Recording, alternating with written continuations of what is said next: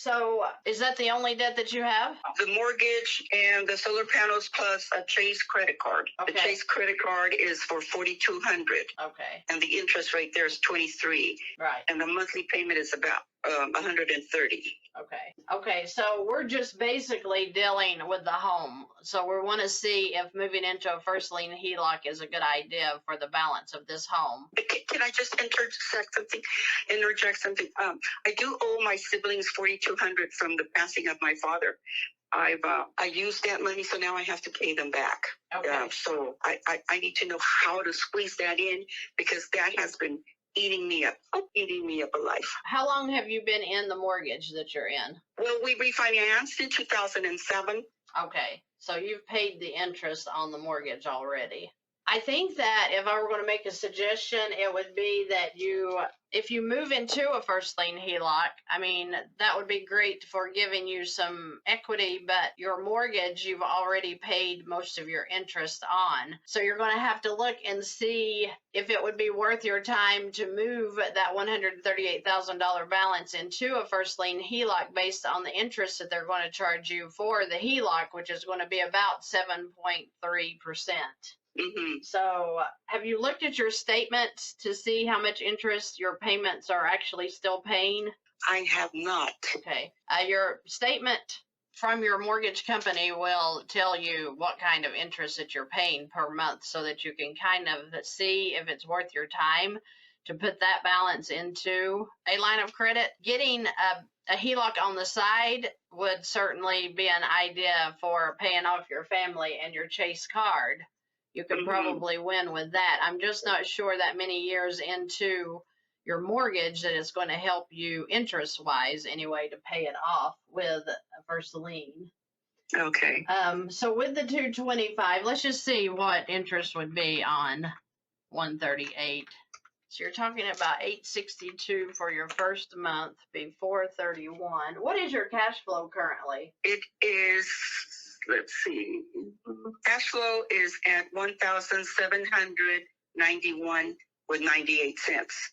So that's your cash flow. What's your income every month? $7,528 and 18 cents. Okay, so let's see if we can beat the payoff of your home with a first lien compared to the mortgage that you're in. So if you got the mortgage and it was a 30-year, I'm assuming, in 2007, and it's 2024, you've already paid 17 years. Yes. Which means you lack 13. So let's see if we can beat that time. 55 months. 55 months if we got a HELOC?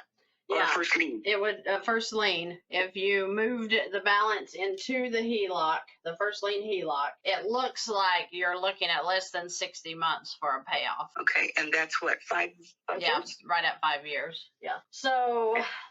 But that's just the mortgage, just 139 or 138, and. Yeah. 138, yes, that's not including the solar. The solar has such a low interest rate, I'm not even sure I would mess with that. Okay.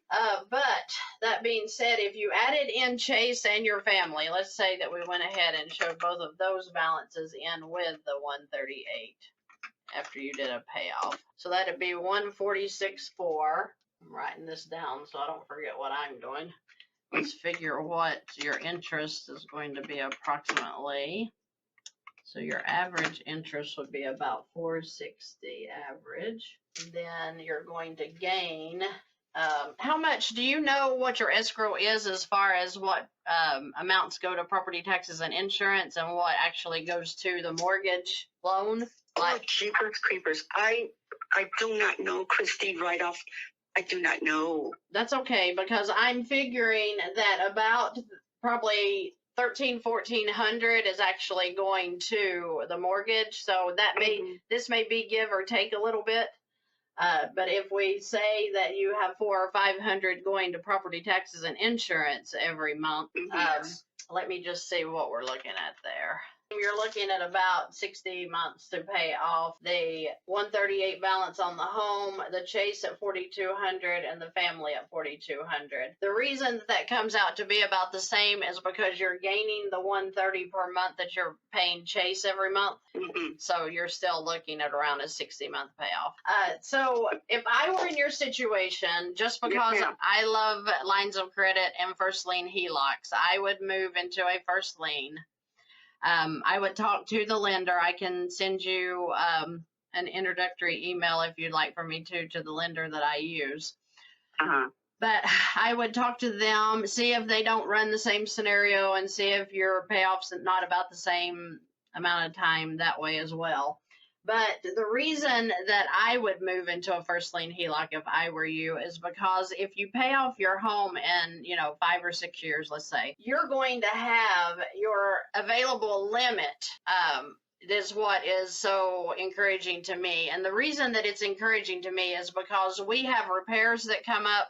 We have a car we need to buy, events happen that we need extra cash. And when you have the cash available in your equity, that means that it can sit there or you can pull it and use it. In your situation, even after you pay off this debt, all of it that we just talked about, you're going to have about $75,000, $78,000 sitting there available for you to use in the event you need to use it. The first lien HELOC being the safest product you can use for a line of credit, meaning to date, they have not called or cut limits or frozen those accounts. So some lines of credit, such as credit cards, they can cut the limits, they can close them out. Same thing with a second position HELOC. But when you're in a first position, meaning a first lien HELOC, now your home is in a line of credit that the line of credit is actually secured wholly by the home. That's why they don't freeze them like they do a second position, is because in the event you default on making your payments, you're going to be able, or they're going to be able to sell your property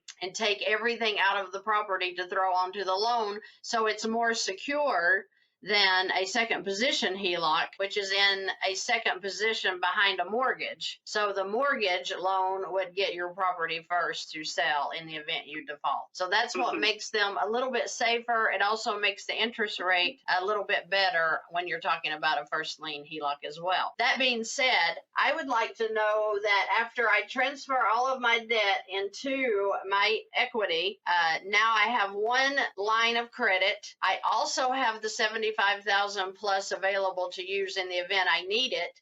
And as the balance comes down on the debt that I'm paying, then you could start chunking onto the solar if you wanted to and start working it off as well. It just gives you access to the line as the line frees up from where you're making monthly payments, or in our case, we're transferring all of our income into the line, which is keeping that balance low, which is helping us with those interest charges. But as it goes down, your equity is going up on your home, which is making even more available to you that in the event you want to purchase another property. So to answer your question, I think that I would move into a first lien HELOC if I were in your situation. Let me ask you a question, if you don't mind. How old are you? I am 66 and my husband's going to be 67 on the 2nd of next month of July. Okay, so have you considered a reverse mortgage? I do not know what it is. I have not researched it. Okay. All I know, many people have said that it's not that it's a scam, but that it's not advantageous to seniors. Okay, so I'm not really sure. Right, and I have heard that myself, but the reason I started studying the reverse mortgage for anyone over 62 is because I have a few clients that are in it. It's called a HECM. If you want to look that up online, it's HECM, and it's about the home equity line that they give you with a reverse mortgage. It not only allows you the line of credit on your equity, but there's no mortgage payments. you're done, and you didn't transfer the mortgage into the line of credit like you're doing here to pay this interest. So when you look at the whole picture of a reverse mortgage, I used to wouldn't even talk to people about it. I literally am talking to my mother about it because I would like to see her go into a reverse mortgage if they'll allow her to. She owes more debt than you do on her home because she doesn't do velocity banking, so she's not paying her way out. But I've made the suggestion to her, and she's wanting to talk more about let's moving her into a reverse mortgage. And then in the event that I or my siblings want the home after she passes, then we would have the option to pick up that home and put it back into our possession. But that would get her out of making any monthly payments right now on the mortgage, and offer her a line of credit that she could use, in the event she too had home repairs or whatever. That's just a thought, and I have a lady that handles my reverse mortgages if you want to talk to her about that and just see what, suggestions she could make for your area in California. But that's just an option. I mean, it's just something I like to give everybody options so that you have many things to look over and then have educated opinions, to know how you're going to move. Yeah, I understand.